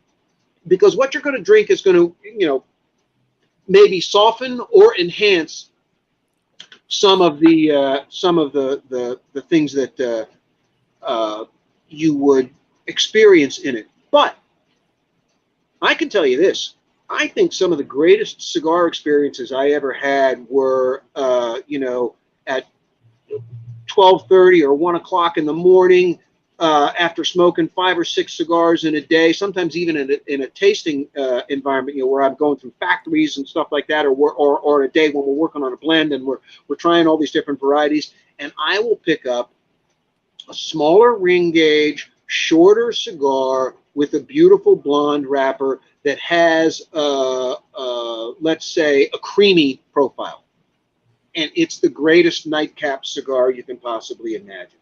So the idea that you have to go from mild to strong and never take a step back is a canard. And now that does not mean that you sit there and smoke the heaviest cigar that you don't take a La Flor Dominicana double Ligero, or a Digger, and then you light up a Davidoff Ambassadrice, and think that it's going to register. It's not quite, there has to be a little bit of time, and you have to, maybe have a little green tea in between. Well, I'd like you to pick my next cigar. I just had a Opus X Lost City. Wait, take the bands off so I can no, I'm kidding. I don't know if you've had any of these cigars, but I've got the new Adventura, Barbara Rojas, the Room 101, 13, and the Stolen Throne, Crook of the Crown. Yeah, and I got to tell you, just because I think Lee's a cool guy anyway, I think you should smoke the Stolen Throne Crook of the Crown. Yes. Because I will tell you this, I think that cigar has flavor. It has all these properties that are everything that you're looking for in a great cigar experience without crushing your palate, without making you think that the Russian army just walked through your mouth in their sock feet, right? Yes. You know, it's just not, you know, there's something about that. Let's put it this way. I think there's an ethereal quality to that cigar that it has. I get a very wistful feeling when I get to the end of smoking one of those, because that's it. Right. Yeah, I have to agree with that. That was our number 2 cigar of the year last year. Yep. On our end of the year list. Yeah. The only thing I can say is that Lee did himself dirty there, because how the hell do you follow that cigar up? Oh, I know. Seriously, I mean, that cigar is a masterpiece for a guy that isn't necessarily, you know, he's not one of these guys that was born in the tobacco patch and you know, has everything bred. So that's awesome. I take my hat off. Yeah, we do too, and we love Lee. He's a fantastic guy, and he has even ended up on my arm of infamy. Oh yeah. You got a tat? Well, so I started with my first love. He's got Opus Of course, X. Opus, yes. Thank you, Pete. Aventura. Oh, and then, yeah, which is that's a great logo, by the way. Holy Stolen shit. Throne. What a badass tat. By the way, that must have hurt like a bitch. Sorry, excuse me. Gee, gosh, that must have been an unpleasant experience when you had that. So I asked Lee at the trade show, you know, I let him know that I'm tatting up and it would be an honor to put his logo on my arm. And he's like, well, if you're going to do it, you got to put it where I put it. And his was on the inside of the arm. And I was texting him through the whole process. Like, you're such an asshole. Go, you son of a bitch. I can't believe you did that to me. Right. But so, yeah. And I have to, I'm kind of losing my mind right now, because for my second cigar of the night, I dug deep and I grabbed the last one from my collection of the 2015 Tatuaje Saints and Sinners. And yeah, there's another cigar that makes you cry. Every time you burn one of the last cigars from a Saints and Sinners pack, you're going, yeah, I'll never get a chance to do that again. Yep. Thanks a lot, Pete. You fucked me up again. But just I mean, this is like a true, you know, 5x42, and just right off the bat, it was just really real. There's so much sweetness still left in this cigar. Let me ask you a question. What kind of, were you keeping that in its, because if it's a Saints and Sinners, it came in a plastic pack. So what kind of humidor did you have that in? I have a dual section humidor. So I have my main section up top that we keep review cigars in and my everyday smokes. And then the lower section is for cigars that I would like to keep for a little bit longer than average. Mm-hmm. Although I really don't, I tend to smoke through shit. I don't really age stuff very well because I just smoke it. But the upper 7 years is a pretty long time. Yeah, the upper section, for everyday smokes, I keep that at 69% humidity, and it's pretty much always 68 degrees down where I have my humidor. And the lower section, I keep that at 62% humidity. Those are Velveeta packs? Yeah. So I keep it at a lower humidity for stuff that I'm gonna try to hang on to for a little bit longer. Mm-hmm. And this cigar there's so much sweetness right off the bat. It's just blowing my mind. I love it. Do you ever make little notes, like when you have stuff like that, you leave an index card in there about when you got them and the first time you smoked them, and have little thoughts, so when you come back to it 4 or 5 years later, you know, and because sometimes if you do that, one of the great things about that is if you read it, you sit there and you go, oh my God, I only have 2 of these left. If I smoke one now, then I'm only going to have 1 left, and that's, you know, it's like no good. You can slow yourself down from reaching down into your treasure chest and go, oh, I'm going to burn this. I love these, you know, and then go, but wait a minute. If I do that, I'm near the end of my rope. So I used to keep all these little notebooks, and I'm kicking myself because, like, our friend John McTavish from Developing Palates, he keeps, you know, the notebooks, and I used to have those same notebooks that I'd tape the bands into. I'd keep notes, and then I'd smoke them later and take more notes. And years ago, I had probably 4 or 5 of those notebooks, and I, like an idiot, I threw them away. Oh no, you must be married. Yes. But now, basically since then, I just keep everything on my phone. Yeah. So, but it's not, I do miss the notebooks. Well, and I've had, because the notebooks allow you to hold the band itself. Yeah. The touch has a lot to do with when you're experiencing something like that, you're like, oh my God, this is cool. Yeah. Well, and I want to get some of those just plain bands so that when I'm in my humidor and I'm looking at this, like I have forgotten now who gave these to me and what they are. They could be trade show cigars. They could be a gift from somebody. It's so frustrating because I'm the same way. I don't keep good enough track. People hand me a cigar. It doesn't have a band on it. They say, hey, smoke this and try it.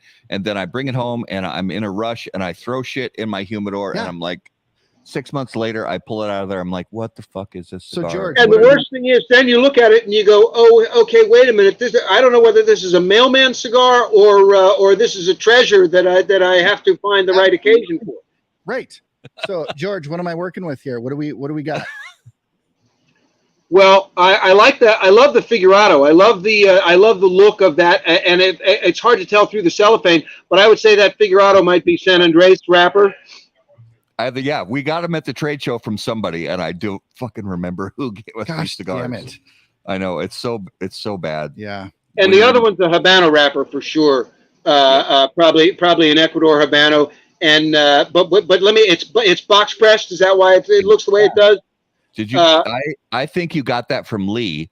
I think that's another stolen throne. I think that's the new. Look at that. By the way, what an imperial looking cigar too. Look at that. That's a badass smoke. Yeah, it is. That I think that might be an unbanded pre-release from Lee of that Habano. I'm sorry, I don't remember the name of the cigar right now. Yeah. I think that might be what this is. I think you're right. But so that means save it and smoke it someplace where you can actually go ahead and make some notes and then and snap a picture of it too. I always do that.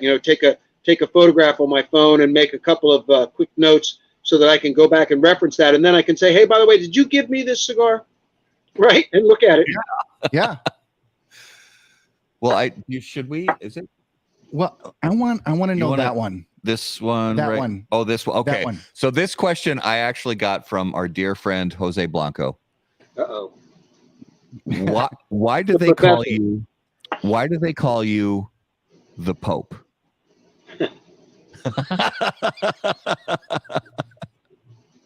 In the 90s boom, I used to lead again what I called the cigar mafia.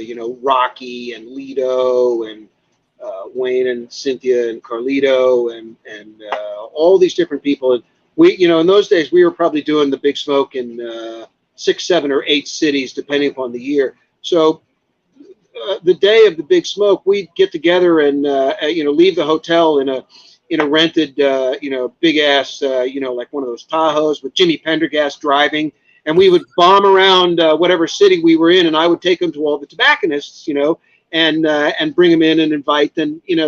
We would have a great, it was just like, oh my God, our cigar store just got occupied by the cigar army, and there was a guy who was the photographer that I found to take the pictures for what became the Puente Puente Opus X campaign and all their advertising too, for that matter, named Enrico Barone and his buddy Carl, and they had walked in. I met him in my Davidoff days, but I had Enrico working for a lot of people, but the Fuentes adopted him, and he used to say, "What are you doing today?" "Oh, we're following the Pope."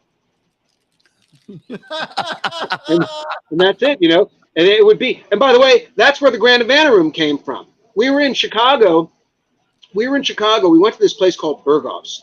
I'm not even sure if Berghoff's is there anymore. Legendary place, right? But I think Berghoff's went out of business. But Berghoff's was a great joint. We were all there, and in those days there was sort of a Hollywood group of guys that were there. Joey Pantoliano, Joey Pants, the actor, and his friend Brian Haley, and sometimes Montaigne was there, and all these different guys, and they were all my buddies. And so we were going around and doing this stuff. And at the end of the day, we were meeting up at Berghoff's for a late lunch before everybody went back to the hotel and got ready for the big smoke that night. And Joey had this guy with him who was in from LA. I think Joey and they might have been making Baby's Day Out at the time anyway. That's why they were in Chicago. Anyway, Joey, we're at lunch and everybody's talking and we're shooting the shit, and Joey goes, listen, I'm the best connected cigar guy in Hollywood. I got to do something to capitalize on this. And I don't know quite. And I said, it's easy, Joey, you're going to start a cigar bar. We're going to call it the Pants Club. And I sketched out this thing with a matchbook that had, all this stuff. And I described a cigar bar, but with the Joey Pants application, all these different aspects. And this guy that Joey had brought along, who was sitting in the back. So in other words, we were all at the table, and he was one chair removed from the table, sort of sitting between Joey and it might have been Wayne Suarez. But anyway, he leans forward and he taps Joey on the back, and he goes, I think I can get my dad to pay for that. And Pants goes, what? And he turns around, looks at him, and goes, what do you mean? So that started this little whisper conversation they're going through. And at the end of that couple of days, they said, we're gonna try and make this work. We're actually gonna do this. A couple of weeks later, I get a phone call. Joey and Stan Schuster, that was his name. He said, we found a place. We want you to come out and look at it. So I'm like, what? So I flew out. They're my friends. I like them a lot. I flew out to LA. I was on the weekend, and I'm doing this walkthrough of this space on Cannon Drive, Cannon and Rodeo, and they're showing me the restaurant, the empty space that would become Grand Havana Room. And I said, yeah, you got to paint this thing so it looks like a cigar, and you put this over. I laid the whole thing out for them. I walked through the whole thing, and named it all. And they ended up, and Arnold at that time, Dolph was more or less Arnold's stunt double. He was sort of a, like his man Friday. He goes, yeah, we have an Austrian guy. He's going to come and make schnitzel and all this stuff. The original menu. The original menu for Cigar for the Grand Havana Room was hilarious. It was crazy. But anyway, that's how the Grand Havana Room got started. Wow. And that's where Pete got his start, right? Absolutely. Although Pete and I knew each other already. I suggested to them that they hire Pete to run the cigar department. I mean, he had other people in his corner too. But I had known Pete from his time working as a teenager, as a part-timer, literally sweeping up the floors and mixing pipe tobacco for a guy who had a shop in the Valley in Sherman Oaks. And Pete was, he was always, Pete's one of the great students of the industry and loves history. And so we would go, every time I'd go there, he'd be like, what is this cigar? And he was always trying to stump me with blindfold cigars. And I love it. So is it time? I think it is. Are you sure? I'm sure. All right. It is now time for this week's Numero de los Muertos. And as always, Numero de los Muertos is brought to us by our friends at Smoke Inn.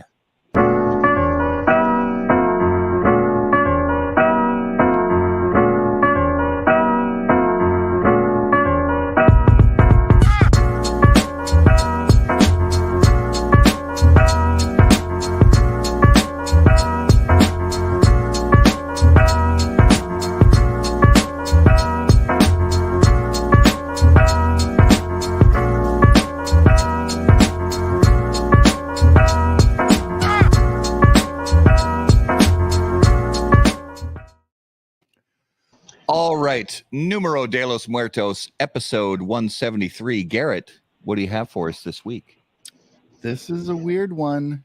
I love it. Those are the best ones. It's going to be fun. All right. Sex toys with animals comes up immediately. Where to go, Quentin? Yeah, he doesn't even hear me. Yeah. No, that's going to be basically the category he's going with.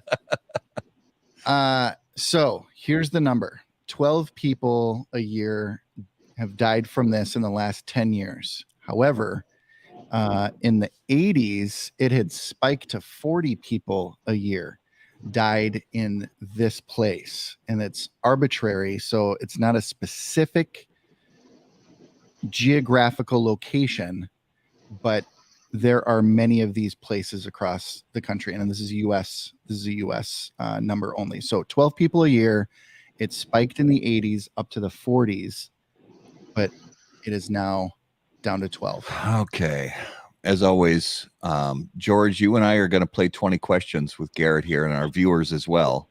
I got to tell you though one thing. First of all, I love that caricature of Abe in the smoke-in that plays during that time. But also, I have to tell you, there's a Pavlovian response that I'm developing now. I think when I die, I'm going to hear that music in my head. You know, it's going to be dun, dun, dun, dun, dun, you know, that little riff is going to be like, oh my God, everything's going to black, and you know, yeah, I'm going whatever direction. But let me clarify something. So what you're saying is that now, in the last decade, 12 people a year die as a result of being in this place. But in the 80s, it was as high as the 40s for Correct. being in this type of place. Not one specific location, but a type of place. Yes. All right. And these deaths all have taken place in the United States. That is correct. All right. It is not space. It is not aerobics. It is not a swinger club. It's not falling off a cliff. It is not waterfalls. No. Do these deaths typically happen indoors or outdoors? Outdoors. Outdoors.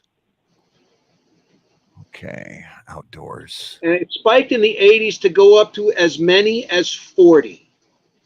Yeah. Now it can happen indoors. These do take place outdoors and indoors, but majority of them. Is it some kind of competition or race? No, sir.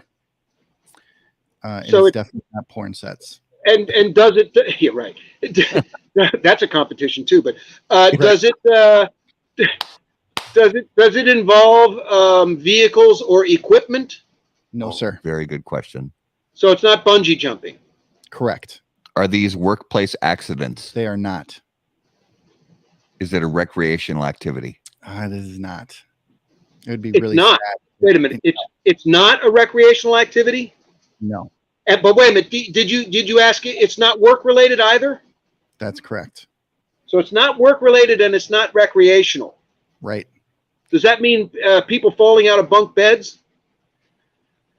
I mean, it's not that. These deaths take place in the home? No.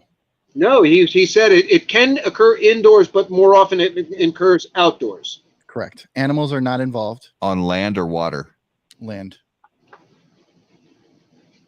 Not oxygen tank exploding.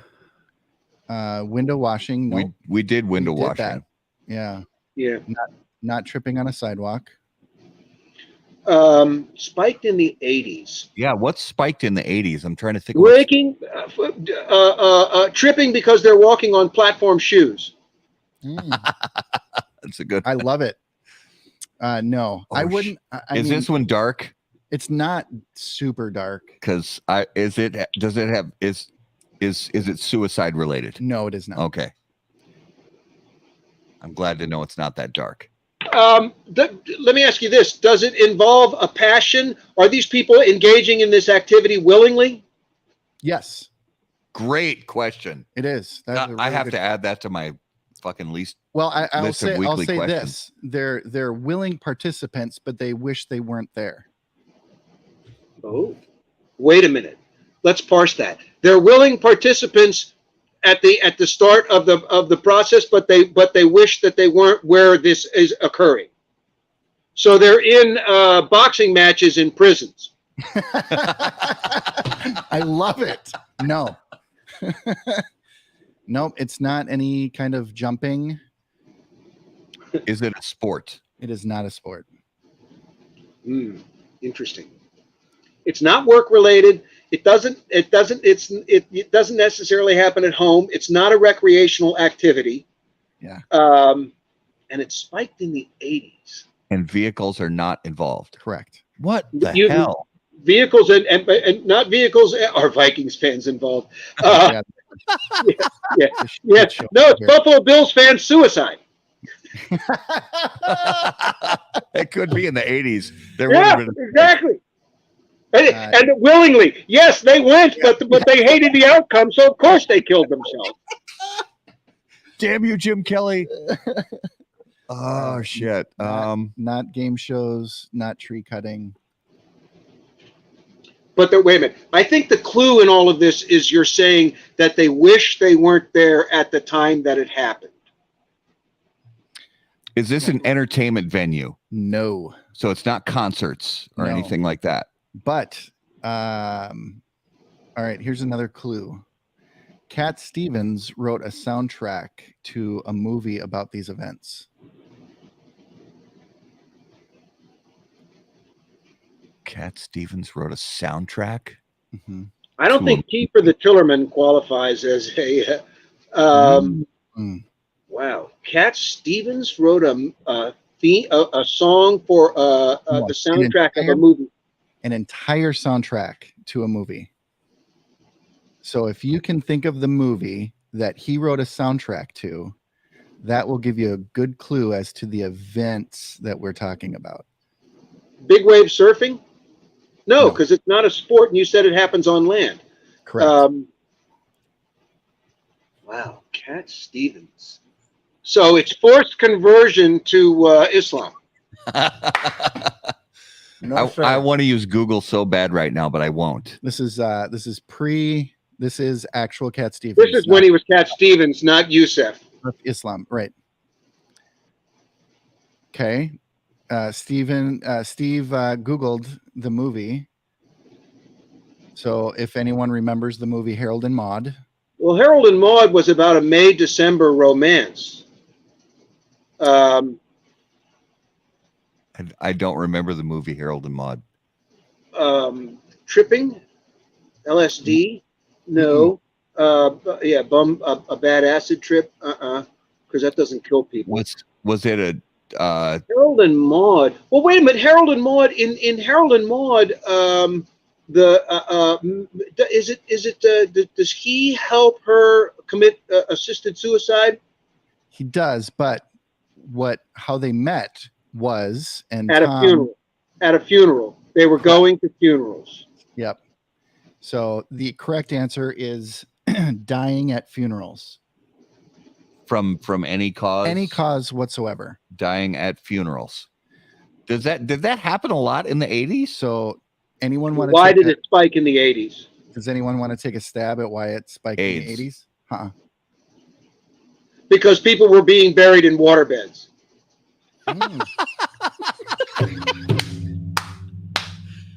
Oh, that's good. No. It wasn't AIDS. Nope. No, definitely not. Dying at funerals. 80s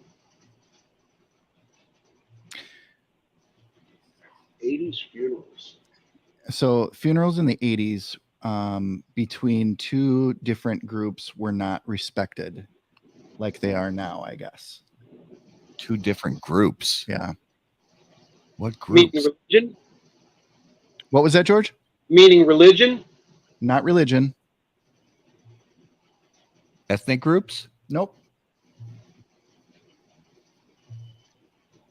So I'm just going to come out and say it for sake of the show and dead air. Gangs. Yes. Tom again. Oh, shit. Hey, let me ask you a question. Where the hell does Tom Darling live? Is he like a member of the Crips or something? Does he live in L.A. and he's like, oh yeah, you know, we set a big reef and hide behind it and then blow up the guys that, you know. I mean, holy shit. Yeah, Tom Darling doesn't really strike me as a gang name. Cape Cod. Yeah, exactly. There's a lot of gang activity on Cape Cod. West Side, Cape Cod. West Side. Holy shit. East Side. That, by the way, what genius insight. That is incredible. Holy cow. Now, here's the thing. Somebody's probably going to earn their master's thesis explaining why this happened in the 80s and it doesn't happen that much now.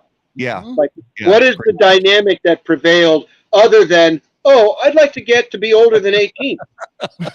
Exactly. Right?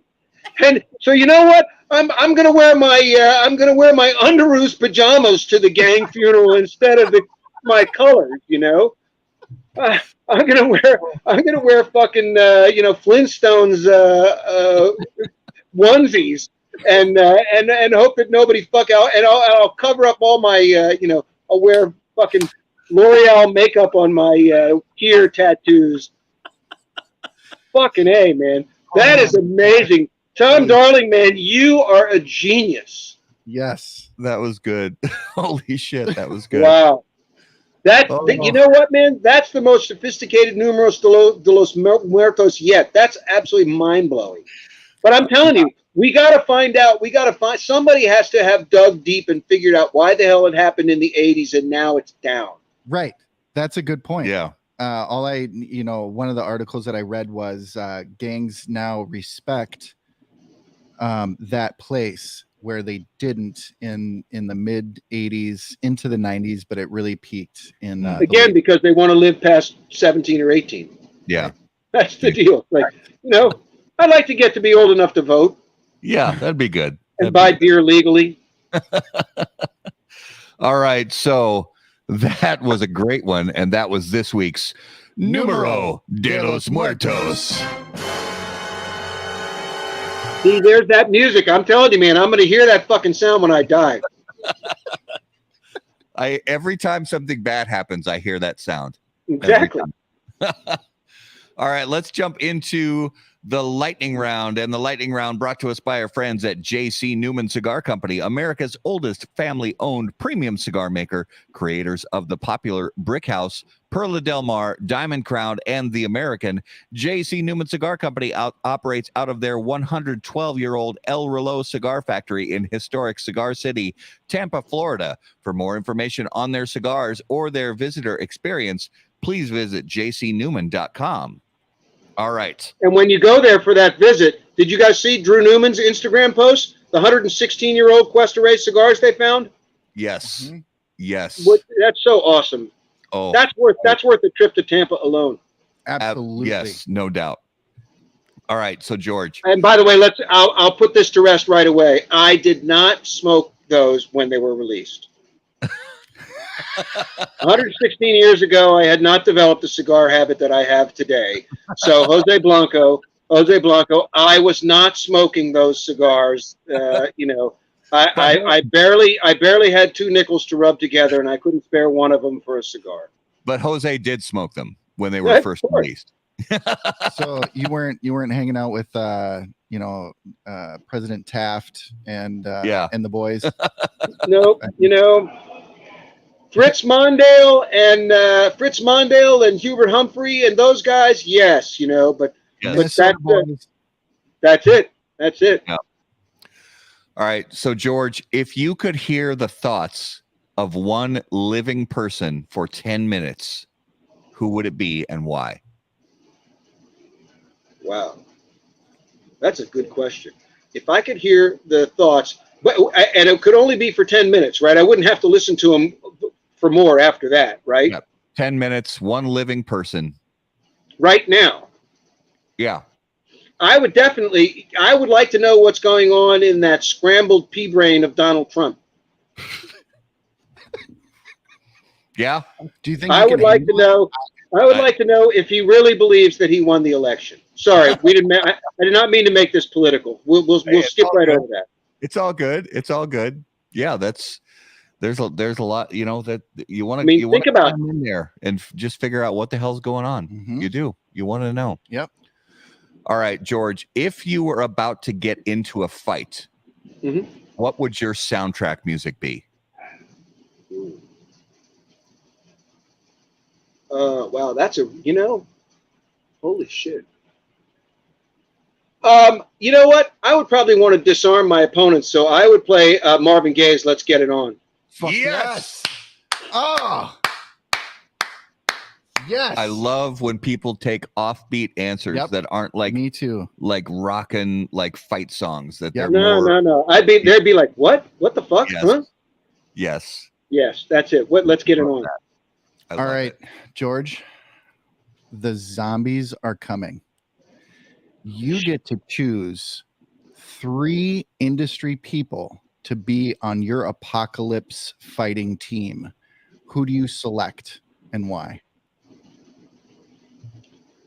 Well, first you got to have Mickey Peg, because Mickey Peg's a human wall, and Mickey's a guy that would start telling jokes and trying to divert people, and doing stuff. So he's got to be in there. Mickey's like he's an ex-football player and got a huge heart. So he'd be in there right away. I would think Lito Gomez, because Lito Gomez is one of the smartest, most strategic thinkers that I know anywhere in any business, and Lito would be figuring out right away. And then the third person is obvious also. I would want Christian Iroa, because we would probably be able to jump in his plane and fly away. There you go. That's true. Yes. That is right. Very so that's my team. Lito would be figuring out how to neutralize the threat. Mickey would be, like jollying them and leading them in the wrong direction. And Christian would be the escape plan. Love it. Love it. Yep. All right. So let's. By the way, I think that's actually a pretty good team for almost anything that you want to do. Yeah, I agree. Yes, most definitely. All right, let's jump into this week's notable smokables. And as always, notable smokables on How About That Cigar Live, brought to us by our friends at Luciano's Cigars. Notable cigars, notable passion, notable purpose. So, George, each week we each name a cigar that we smoked recently that was notable to us. It could be a cigar that's been on the market for decades that you just smoked for the first time in a long time, or a cigar that's newer to the market that you smoked for the first time ever. So is there something you can think of that you smoked recently that really stood out to you? Yeah, not to mention a small podcast, tasting podcast, Ono Live, with my friend Jay Carragay, great coffee roaster who's also a cool cigar guy. We celebrated his 100th episode with a party, actually in the roastery, and I brought for a bunch of us to smoke 3 years, 2020, 2021, and 2022 Las Calaveras. But I had also brought 2019 Las Calaveras for me and Jay and one other friend who was there to light. And God, that cigar was actually, I got to tell you, I was genuinely sad when I reached the end of that, because I knew that it was going. We were on the air for like, I don't know, 6 hours maybe, and we had been hanging out smoking for probably 4 hours before that at least. And so I knew when I finished smoking that cigar that I was eventually going to light up something else. But I was like, damn, man, this cigar was great. And it's epic. We decided, I think we're going to get together at a later date and do a vertical of 2018 through 2022. Oh, nice. Nice. Very cool. That was, I mean, literally really, when you're in a day-long thing and you're hanging out with all your buddies, and we were smoking great cigars. I had a tremendous intemperance that day, and I love the 2021 Las Calaveras too. But man, that 19 was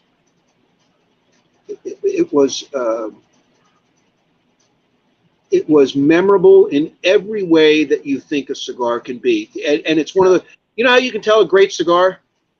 You're getting down to the end of it, but it's stuck to your fingers. You take your last puff and you put it towards the ashtray, and then you go, nah, let me just. Yeah, I can get one more. I can get one more. Yeah. Yeah. Yeah. That's it. Garrett, what was so? How about you guys? So, we took in the docks at our cabin. This last weekend, yesterday, and after all the work was done, and we were beat up a little bit, but everything went okay. Sitting out on our swing that overlooks the lake, and just about any cigar will do in that environment. But I had the El Maestro from William Ventura, and first time having that cigar, and it was incredible. So wonderful environment, good friend Mo came up and helped out, and we sat on the swing, had a moment, talked life, and with a beautiful cigar. It was amazing. That's What were you awesome. drinking? What were you drinking? I was drinking coffee.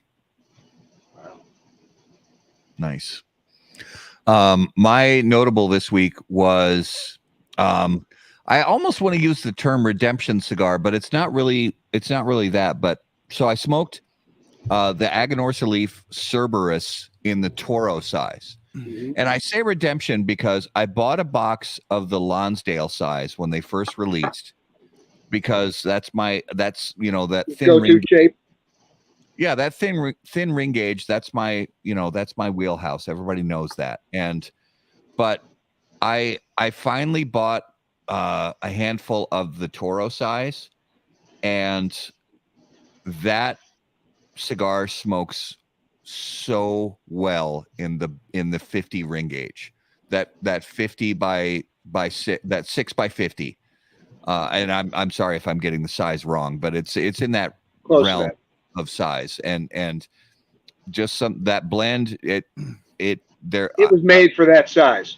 everybody knows that and I've talked about this on the show. I just had a lot of problems with combustion with those smaller ring gauge of that blend.